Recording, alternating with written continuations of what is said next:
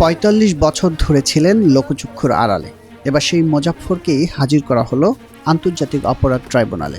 Major অবসরপ্রাপ্ত মোজাফফর হোসেন সাবেক president Ziaur Rahman হত্যা মামলার অন্যতম আসামি।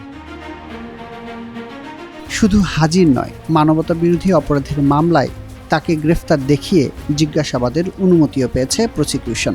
বৃহস্পতিবার সকালে ট্রাইব্যুনাল ২-এর পরোয়ানায় তাকে হাজির করা হয় আদালতে। এই মানবতা বিরোধী অপরাধের সংশ্লিষ্টতায় তাকে আমাদের এখানে এনে জিজ্ঞাসাবাদের জন্য আমরা আবেদন করেছিলাম। তারই ধারাবাহিকতায় একটা প্রোডাকশন ওয়ারেন্ট ইস্যু হয়েছিল।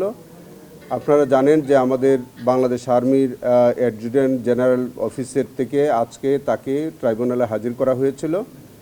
ট্রাইব্যুনালে হাজির হওয়ার পরে আমরা একটি আজকে নতুন করে দরখাস্ত দিয়ে বলেছি যে তাকে জিজ্ঞাসাবাদ করা প্রয়োজন এবং আমরা 2 দিনের জন্য তাকে, এটাকে আপনারা রিমান্ড বলেন অথবা সেম হবে জিজ্ঞাসাবাদ যে অর্থেই বলেন, তাকে ইন্টারোগেশন আমাদের আইনে যেভাবে বলা আছে তাকে ইন্টারোগেশনের জন্য। সেই আবেদনের পরিপ্রেক্ষিতে আজকে মাননীয় ট্রাইব্যুনাল তাকে 2 দিন জিজ্ঞাসাবাদের জন্য আমাদেরকে অনুমতি দিয়েছেন। আমাদের ট্রাইব্যুনালের ইনভেস্টিগেটিং অফিসার তার সুবিধা মতো তিনি যে কোনো সময় পরপর 2 দিন তিনি জিজ্ঞাসাবাদ করতে পারেন অথবা তিনি একদিন করেও জিজ্ঞাসাবাদ করতে পারবেন।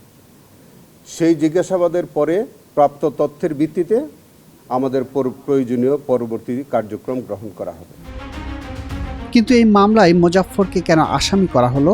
প্রসিকিউশনের দাবি, জুলাই গণঅভ্যুত্থানে ফেনীতে সংগঠিত মানবতা বিরোধী অপরাধ মামলায় অভিযুক্ত লেফটেন্যান্ট জেনারেল অবসরপ্রাপ্ত মাসুদউদ্দিন চৌধুরীর সঙ্গে মোজাফফরের ঘনিষ্ঠ যোগাযোগের প্রমাণ মিলেছে। মাসুদউদ্দিন চৌধুরীকে আমরা সেই মিস কেসে গ্রেফতার করেছিলাম। সেই মাসুদউদ্দিন চৌধুরীকে আমরা রিমান্ডে নিয়েছি, জিজ্ঞাসাবাদ করেছি।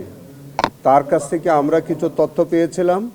তারই সূত্র ধরে আমাদের ইনভেস্টিগেটিং অফিসার তিনি যখন ইনভেস্টিগেশন করতে গেলেন তখন তার সাথে এবং তার পিএর সাথে জনৈক ঝন্ডু নামে একজন ব্যক্তির কথোপকথনের সূত্র পাওয়া গেল।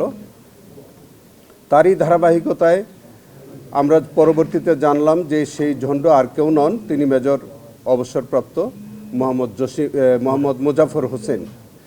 সেই মোজাফফর হোসেন এর বিষয়টা যখন আমরা পাওয়া গেল তখন দেখা গেল যে গত জুলাই আন্দোলনে যখন মানবতা বিরোধী অপরাধ সংগঠিত হচ্ছিল সেই সময় মাসুদউদ্দিন চৌধুরী এবং সেই মোজাফফরের মধ্যে অনেকবার কথোপকথন হয়েছে।